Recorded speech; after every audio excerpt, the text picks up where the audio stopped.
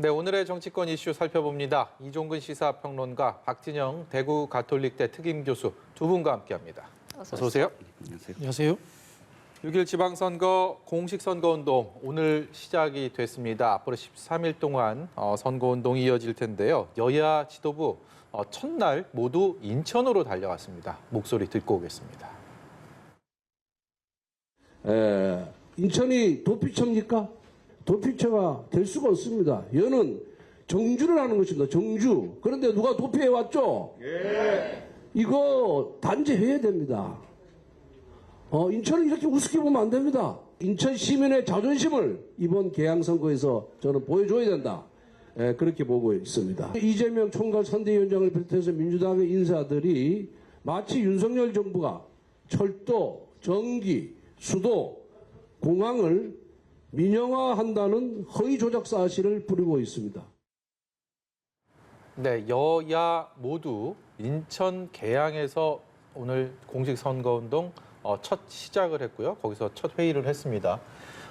민주당 입장에서는 이재명 후보가 보궐선거에 인천 계양을 후보로 나왔기 때문에 라는 또 의미도 있겠지만 국민의힘이 또 인천 계양에서 출발을 했다라는 부분도 눈에 띄는 대목입니다. 이번 지방선거 여야가 각자 입장에서 보는 이재명 후보 이런 부분이 좀 눈길이 가는데요. 어떤 의미가 있다고 보시는지 두 분께 차례로 좀 여쭤보도록 하겠습니다. 먼저 박진영 교수께서 말씀해 주시죠. 이재명 후보가 민주당의 대선 주자였고요. 또 인천시장 선거가 중요하기 때문에 민주당이 인천에서 이제 선대위 발대식을 한다는 것은 좀 의미가 있다고 봅니다. 예. 근데 반면에 집권 여당이 된 국민의힘이 이재명 후보를 저격하기 위해서 인천까지 와서 이렇게 대규모 행사를 한다는 것은 아직도 야당인지 여당인지 스스로를 분간하지 못하는 행동이다. 저는 그렇게 보입니다.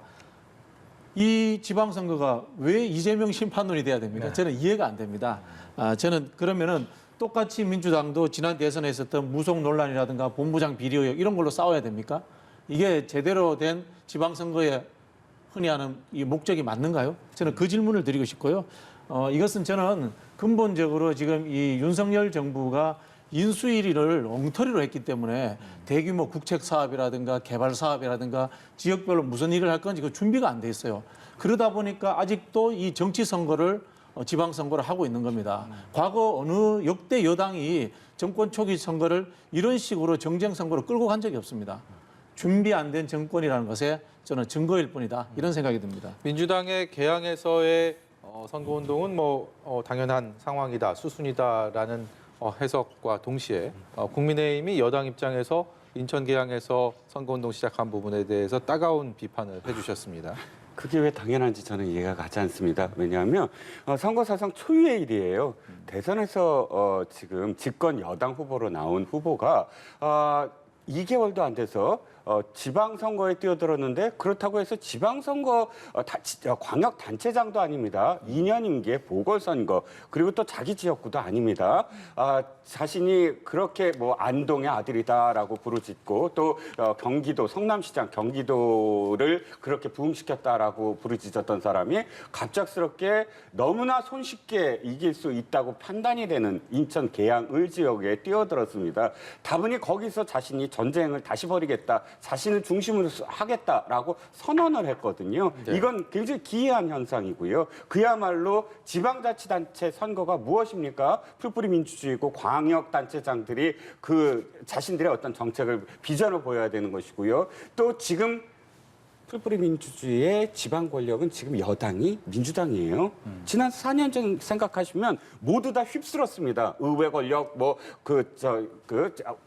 자치단체장 권력 그것을 지금 심판하는 거예요. 그 심판을 지금 국민의힘이 하는 겁니다. 집권이 문제가 아니고요. 그래서 일방적으로 지방자치단체장도 민주당, 의회 권력도 민주당. 그래서 폭주한 4년을 지금 심판하는 것이거든요. 그런데 지금 그 심판을 받지 않겠다고 바로 2개월 전에 진 후보를 다시 끌어다가 선대위원장을 시키고 또 본인이 자신이 중심이 되겠다라고 지금 선언했습니다. 당연히 그 전쟁터 그럼 응전을 하겠다. 도전을 했는데 응전을 하는 것이 당연한 거 아니겠습니까? 그래서 이것을 비난하려면 자신의 지금 선거 전략부터 비난하셔라, 비판을 하셔라, 반성을 하셔라. 대선에서 왜 졌는지에 대한 반성이 스스로 없다는 것에 대한 반증이다라는 겁니다. 예. 예, 공식선거운동 첫날부터 여야의 신경전이 나날이 뜨거워지고 있는데 지금 17개 광역단체장 자리를 두고 민주당은 8곳, 그리고 국민의힘은 과반인 최소 9곳을 승리의 기준으로 삼고 있는 상황입니다. 어떻게 지금 현재 판세를 보고 계시고 실제 각 당이 목표한 바를 이루기 위해서는 어떤 전략들을 세워 나가야 된다고 보고 계신지요? 지금 뭐 국민의힘이 유리한 거는 뭐 당연한 사실입니다. 지난 2018년에 있었던 이 선거에서는 민주당이 제가 알기로 17곳 중에 14곳을 석권을 했습니다. 예. 대통령 선거를 이기고 나면은 지방선거를 이기는 거는 이제 따라오는 현상처럼 돼 있는데요. 그게 앞에서도 말씀드린 것처럼 국정 운영에 동력을 실어주자라는 취지에서 국민들이 이렇게 선택을 하는 겁니다. 근데 그런 상황임에도 불구하고 지금 현 정부가 압도적으로 이길 수 있다라고는 아무도 예측하지 않습니다. 그것은 뭐냐면요. 앞에서도 제가 말씀드린 것처럼 인수위 시절부터 전혀 준비가 되지 못했다. 아직도 대통령 선거 2라운드 하듯이 야당 대선 후보를 죽이겠다는 의도로, 정치적으로 죽이겠다는 의도로 뭐 막말을 쏟아내고 있지 않습니까? 예. 이런 식의 선거 운동을 하는 것도 문제고요. 그리고 또 이 대통령 집무실 이전 그리고 인사 문제에서 잘못한 점이 있기 때문에 국민들이 어느 정도 균형 잡힌 시작으로서 현재 상황을 보고 있는 겁니다. 결국은 저는 뭐 선거는 충청권 4개 이 광역시도와 경기 인천에서 누가 더 많이 가져오느냐로 판가름이 날 거다. 그렇게 보여집니다. 예. 이 평론가께서는 어떻게 또 보고 계신지요? 일단 이재명 후보가 자신이 선대위원장을 맡고 개항을에 출마하겠다고 했을 때 어떻게 얘기했냐면 과반 승리를 하겠다. 그러니까 9곳을 이야기했어요. 그런데 이재명 후보 지난 대선 때도 그렇게 계속 말을 바꾸더니 지금도 말을 서서히 바꾸기 시작합니다. 어떻게 말을 바꾸기 시작했냐면 수도권 3곳 중에 한 곳만 이겨도 우리가 승리다. 뉘앙스가 바뀌었어요. 그 다음에는 어떻게 했냐면 대선 기간 내내 반성을 하지 않았습니까? 이번에 또다시 반성을 했습니다. 우리 민주당이 그만큼 개혁을 못해서 반성을 한다. 그런데 그 레파토리는 늘 대선 때도 했던 레파토리입니다. 결국은 이것을 이제 그 불리한 어떤 상황을 어떻게든 나중에 결과를 자신이 다 책임지지 않으려고 하는 그런 지금 포석을 깔고 있는 게 아니냐, 밑밥을 깔고 있는 게 아니냐. 만약에 저는 수도권이 3대 0으로 다 국민의힘이 이겼다고 하더라도 이재명 후보는 아마도 자기의 책임을 이야기하지 않을 겁니다. 아마도 이렇게 이야기할 것 같아요. 내가 안 나왔으면은 17대 0으로 질 게임이었다. 내가 나왔기 때문에 그나마 5군데라도 건졌다. 예. 이 이야기를 하기 위해서 지금 미리 이렇게 쭉 깔고 있는 것 같은데 다시 한번 상기시켜드리면 지난번 4년 전에 14대 3이었습니다. 지금 국민의힘이 예를 들어서 9대 8, 9대 8보다 더 할 겁니다. 최소한 12대 5 정도로 지금 바라보고 있는데 12대 5에서 뭐 아니면 11대 4까지도 바라보고 있습니다. 11대 6까지도 바라보고 있습니다. 그렇다면 어찌됐든 지금 그러니까 민주당으로 바라봤을 때 10 미만으로 그러니까 뭐 9 미만으로만 떨어지더라도 예. 이거는 패배다. 14대 3이었던 그런 선거를 다시 한번 상기시켜 드립니다. 예. 수도권에 대한 얘기를 말씀 중에도 언급을 하셨는데 이 선거 때마다 변수를 언급합니다. 근데 이것이 돌발적인 변수는 지금 이 자리에서 누구도 예상할 수 없는 상황이고 예정돼 있는 변수들, 지금 상황에서 좀 고려를 해보자면 한덕수 총리 후보자에 대한 인준 표결 내일 예정돼 있고요. 그리고 정호영 복지부 장관 후보자에 대한 거취, 그리고 내일 모레 있을 한미 정상회담, 다음 주 월요일 노무현 전 대통령에 대한 13주기 추도식, 예정돼 있는 부분들이 과연 어떻게 이번 선거에 또 변수로 작용할지도 관심사 아니겠습니까? 어떻게 생각하십니까? 이렇게 보셔야 돼요. 우리가 여당을 비판하는 이유 중에 하나가 모든 것들에 대한 책임을 여당이 지는 겁니다. 지금 선거가 이재명 때리기로 이렇게 진행이 되고 있습니다. 과연 이것이 이 집권 여당의 선거 방법으로 옳은 것인가? 그리고 국가를 운영하는 입장에서 이게 이렇게 맞는가라는 근본적인 질문을 던져보는 겁니다. 그 예를 들어서 민주당 이야기를 한번 해볼게요. 한덕수 총리 지명자를 저는 개인적으로 낙마시켜야 된다고 봅니다. 정호영 후보는 뭐 당연히 국민적으로 이미 낙마시켜야 되는 상황이라고 봅니다.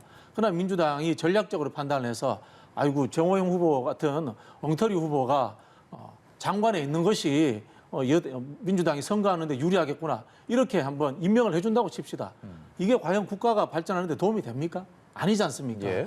그래서 정치라는 것은 때로는 전략적이야지만은 때로는 원칙적으로 국가가 잘 될 것인가라는 것에 대해서 근본적인 생각을 가지고 해야 되는 겁니다. 저는 그런 시점으로서 민주당도 저는 올바른 판단을 해서 냉철하게 이 검증하고 견제할 것은 해야 된다 이런 생각이 들고요. 앞에서도 또 바이든 이야기가 나왔습니다만은 바이든 대통령이 오는데 또 민주당이 발목 잡고 할 수는 없는 거지 않습니까? 이거 국익에 관련되는 거지 않습니까? 이런 것도 도와줘야 되는 겁니다. 예. 이런 부분들은 당연히 또 선거에서 보면 국민의힘에 또 도움이 되는 겁니다. 여당에게. 그걸 어쩔 수 없이 또 표를 가지고 가는 겁니다. 반면 역으로 노무현 대통령 이야기가 나오면 이건 또 야당에 또 도움이 되는 겁니다. 예. 근데 노무현 대통령이 이미 돌아가신 분이고 윤석열 대통령도 노무현 대통령을 존경한다고 했는데 이걸 가지고 또 역사적인 것을 끄집어내 가지고 또 비판하고 하는 것은 이건 또 옳지 않은 겁니다. 제가 이렇게 장황하게 말씀드리는 것은 여당이라고 하는 것에 이 선거운동 방식이 국가와 역사 전체를 보면서 긴 호흡으로 좀 해주십사 하는 이야기를 드리는 거고요. 그 흐름 속에서 민심은 냉정하고 긴 호흡으로 판단합니다. 얄팍한 전략 전술로서 정치를 보지 않았으면 좋겠습니다. 예. 그렇게 국민들이 만약 인식을 했다고 한다면 지금까지 물론 저희 코너가 아니라 이 다음에 여론조사 전문가와 말씀을 하시겠지만 여론조사의 그 지지율이 출렁거렸어야 됩니다. 지금 뭐 그 교수님께서 계속 주장하듯이 그렇게 분노에 찬 국민들이 지금의 국민의힘이 그렇게 인수위도 잘못하고 대통령도 잘못하고 그렇게 잘못한 게 많다면 국민의힘이라는 당이 50%가 넘는 지지율이 나오는 것 어떻게 해석하시겠습니까? 그리고 각 그 지역별로 한 번도 출렁거린 적이 없어요. 지금 거의 여론 지지율이 고착화되고 있습니다.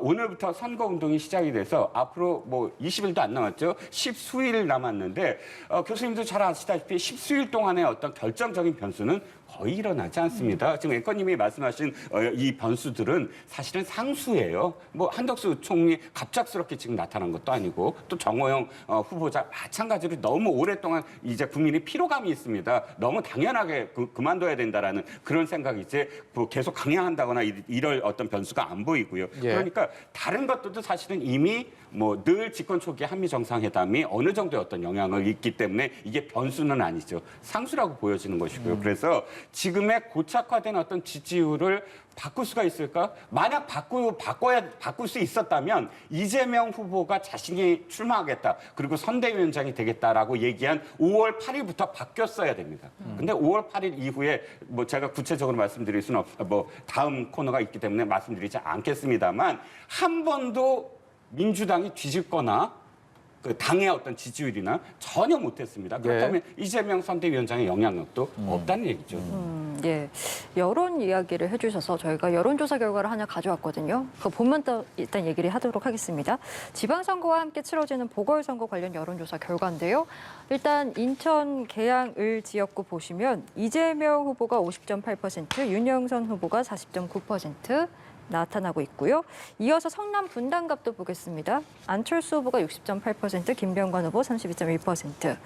뭐 안철수, 이재명 후보 각각 지금 상대 후보보다 오차 범위 밖에서 격차로 앞서고 있는 상황이긴 한데 일단 사실상 두 사람 모두 이번 지방선거 결과에 따라서 정치 행보가 또 좌우가 될 수 있기 때문에 더 관심이 모아지거든요. 저는 뭐 이재명 후보는 이 결과에 따라서 영향을 받는다고 봅니다만 안철수 후보는 솔직히 말씀드리면 지난 대선 때 그 정치적 효용성을 다했기 때문에 본인의 정치적 명맥을 유지하느냐 수준이지 어떤 저는 뭐 큰 역할이 기대되고 이럴 거라고 보지 않습니다. 앞에서도 말씀드렸지만 또 인수위원장을 하면서 보여준 게 전혀 없지 않습니까? 지금 이 윤석열 정부의 밑그림에서 어떤 정책적 희망이라든가 국가 비전이 제대로 지금 눈에 띄는 게 없지 않습니까? 그럼 안철수 위원장이 거기에 대해서 책임을 가져야 되는 겁니다. 그렇게 보고요. 당연히 뭐 말씀하신 것처럼 지방선거가 성적이 좋지 않을 때 저는 이재명 후보가 국회의원에는 당선이 되더라도 향후에 뭐 당권이라든가 차기 대선까지 가는 과정에서 좀 난관은 생길 거다. 그렇게 예측이 됩니다. 예.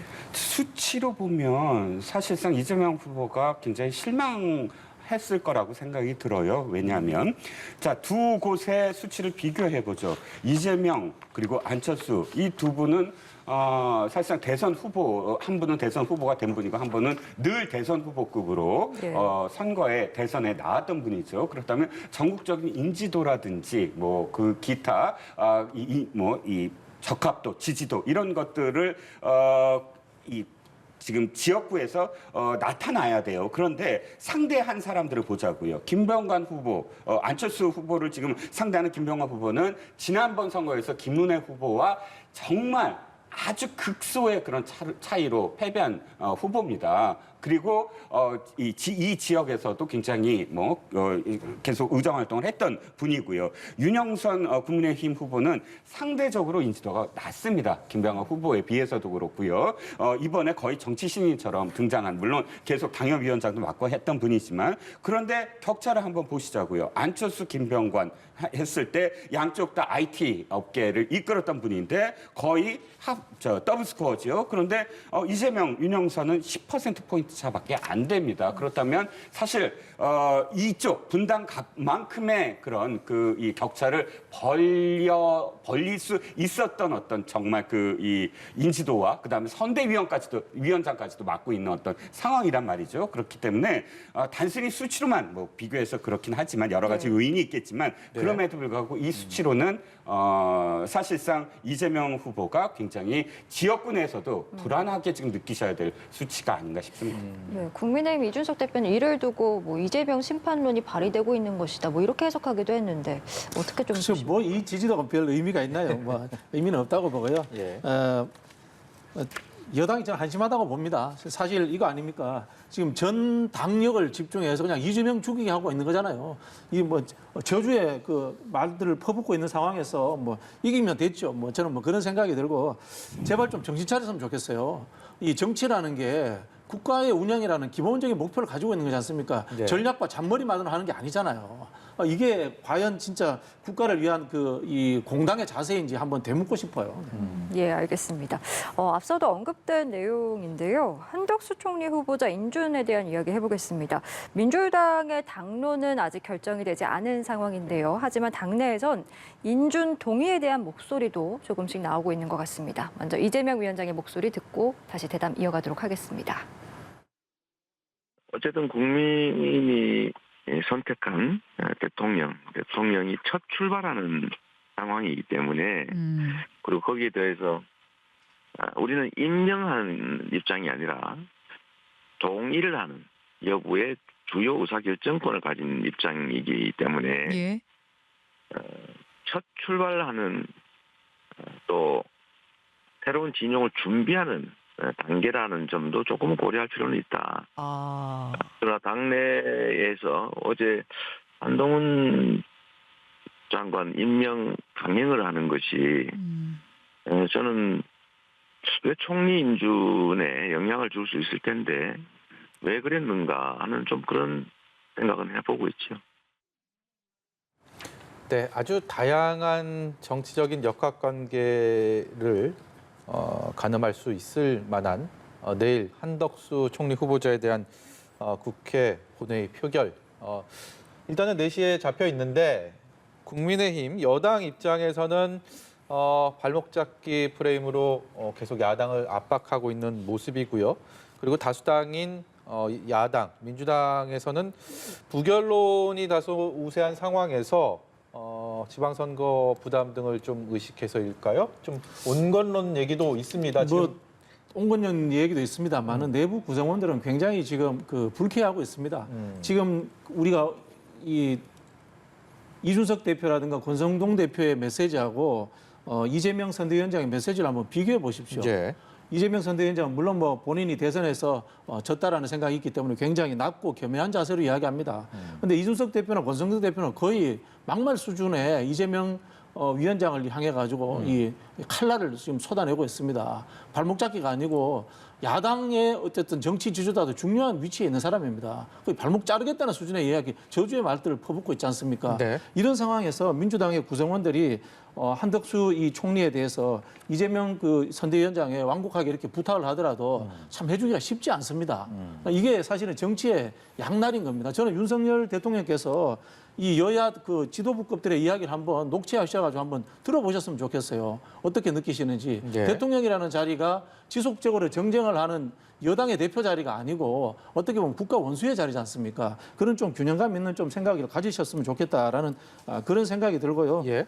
아마 제가 들은 바로는 이 개별 의원들은 아직도 한덕수 이 총리에 대해서 부정적인 생각을 많이 갖고 있는 걸로 알고 있습니다. 근데 지금 아마 통과가 쉽지 않을 걸로 봅니다. 이재명 위원장의 조금 전에 들으셨던 얘기 중에서 대통령의 첫 출발이라는 점을 고려해야 한다라는 이 얘기가 이 행간에 어떤 것들을 다 담고 있는지는 해석의 여지가 좀 있겠지만 사실상의 완전한 이 부결론에 조금 제동인 거가 아닌가라는 그런 측면이 해석도 있는 저는 것 그런 같습니다. 측면이 있다고 봅니다. 있다고 보고요.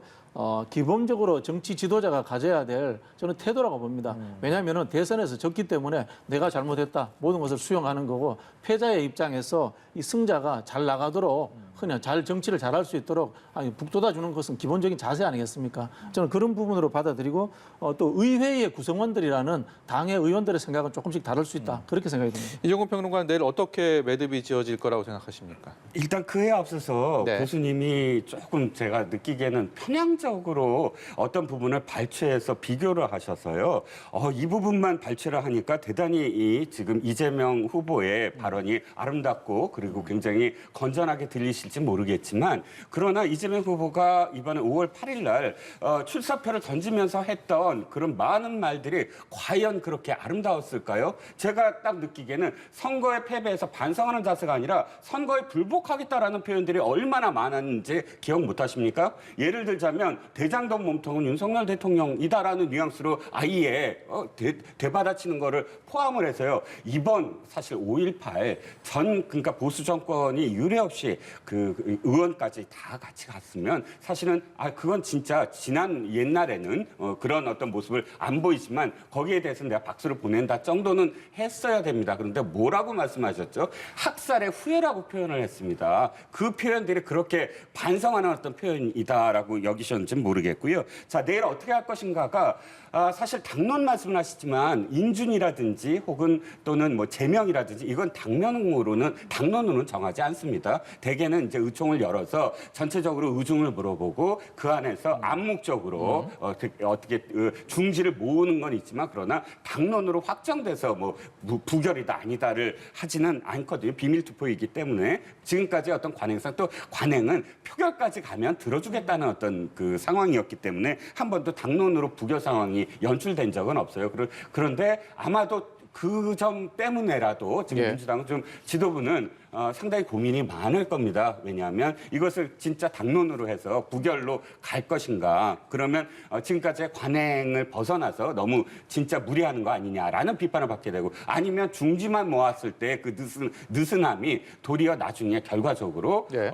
굉장히 근접하게 뭐 부결이 된다거나 혹은 아예 뒤집어진다거나 이랬을 때 타격은 선거까지도 그러니까 지지자들의 어떤 그 와해가 되거든요. 그래서 상당히 고민이 많을 것 같다라는 생각입니다. 예, 그래서 이제 국민의힘에서는 지금 내부적으로 이게 부결이 되더라도 결국 지방선거에 있어서 국정공백 책임론을 펼칠 수 있기 때문에 그리 나쁜 결과는 아니다 뭐 이런 기류도 있는 것 같습니다. 사실 지금 민주당의 고민이 딱 이거예요. 뭐 정치공학적으로만 말씀을 드릴게요. 그걸 꼭 의도했다는 게 아니라 자 상대 진영에 타격을 주려면 가장 아끼는 것, 가장 진짜 내주지 않을 것을 타격을 줘야 돼요. 그런데 사실상 한덕수 총리에 대해서 대통령의 입장이 어떻게 계속 나오냐면 그것은 당신들의 입장을 생각해서 사실 후보를 내세웠다라고 지금 이야기를 하고 있거든요. 노무현 대통령 당시 또 김대중 대통령 당시 그때부터 국무조정실장부터 시작해서 금융위원장부터 시작해서